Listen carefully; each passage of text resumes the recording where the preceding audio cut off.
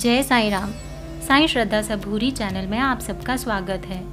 आज हम साईं सच्चरित्र से पहले अध्याय का अध्ययन करेंगे। पहला अध्याय आरंभ करते हैं। पहले अध्याय में हम जानेंगे गेहूं पीसने की घटना और गेहूं पीसने का आशय।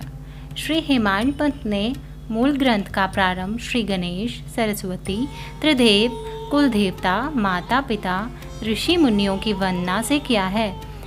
उसके बाद क्रमश श्री साईं चरित्र का विभिन्न अध्यायों में वर्णन किया है।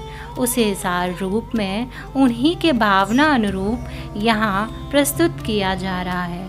आइए जानते हैं गेहूं पीसने की घटना। 1910 में एक दिन मैं सवेरे श्री साईं बाबा के दर्शन के लिए मस्जिद में गया। वहाँ एक विचित्र दृश्य देखकर मेरा आश्चर्य का ठिकाना न रहा कि साईं बाबा मुंह हाथ धोने के बाद चक्की पीसने की तैयारी में जुटे थे। उन्होंने ज़मीन पर टाट का एक टुकड़ा बिछाया, उस पर हाथ से पीसने वाली चक्की रखी, फिर उन्होंने कुछ गेहूं डालकर पीसना शुरू कर दिया। मैं सोचने लगा कि बाबा चक्की में गेहूं पीस रहे हैं, ऐसा करने से उनको क्या लाभ? उनका परिवार भी नहीं है और वे अपना निर्वाह भी भिक्षावृत्ति से ही करते हैं। उस समय वहाँ उपस्थित अन्य लोगों की भी ऐसी ही धारणा थी, परंतु उनसे पूछने का साहस भला कौन कर सकता था।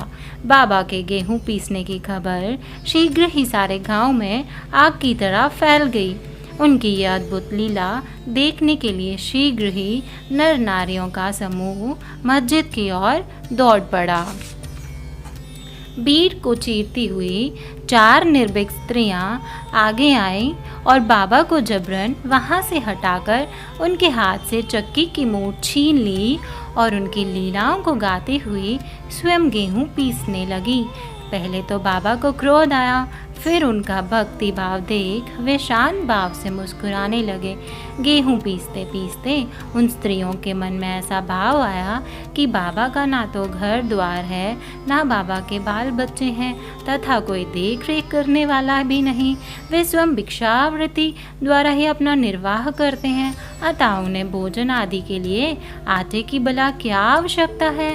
बाबा तो परम दयालु हैं, हो सकता है कि ये आटा वे हम सब लोगों में ही बांट दें।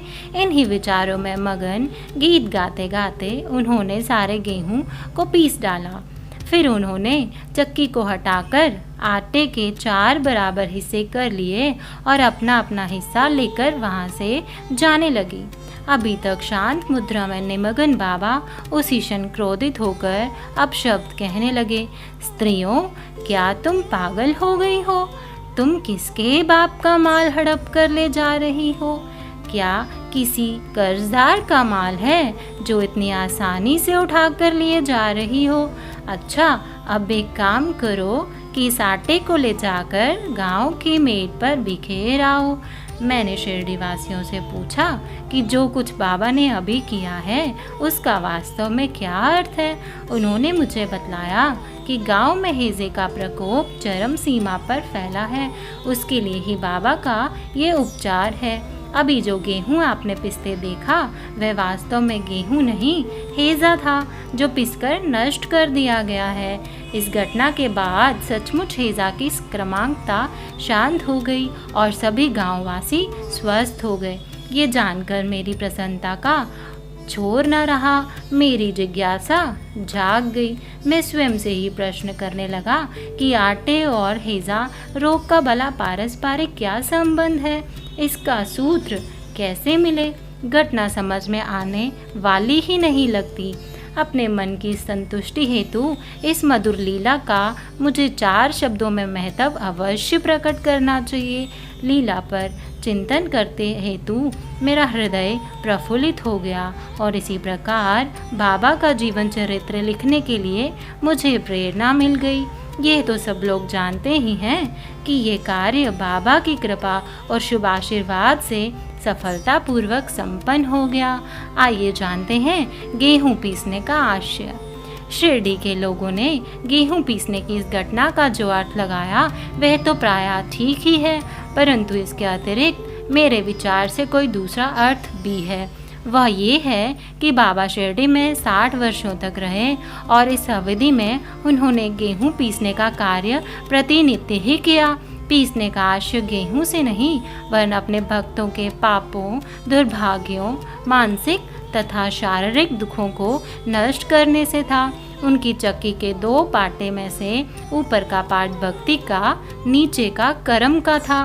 चक्की की मूठ जिसे पकड़कर वह पीसते थे वह था ज्ञान। बाबा का ऐसा दृढ़ विश्वास था कि जब तक मनुष्य के मन से प्रवृत्तियाँ, आसक्ति, घृणा तथा अहम भाव नष्ट नहीं हो जाते, जिनका नष्ट होना बड़ा ही मुश्किल है, तब तक ज्ञान तथा आत्मा की अनुभूति होना असंभव है। ये घटना निर्गुण संत कबीरदास जी की ऐसी ही एक घटना की याद दिलाती है। कबीरदास जी एक स्त्री को अनाज पीसता देखकर अपने गुरु से कहने लगे कि जैसे अनाज चक्की में पीसा जाता है, उसी प्रकार मैं भी संसार सागर रूपी चक्की में पीसे जाने की पीड़ा अनुभव कर रहा हूँ। उनके गुरु ने उत्तर दिया कि घबराओ नहीं, चक्की के केंद्र में जो ज्ञान रूपी दंड है उसी को मजबूती से पकड़े रहो। जिस प्रकार तुम मुझे करता देख रहे हो उससे दूर मत जाओ, बस केंद्र की ओर ही बढ़ते जाओ और तब यह निश्चित है कि तुम्हें संसार सागर रूपी चक्की से निश्चय ही बच जाओगे। अध्याय 1 संपन्न हुआ। बाबा आप सबको आशीषित करें। जय साईं राम।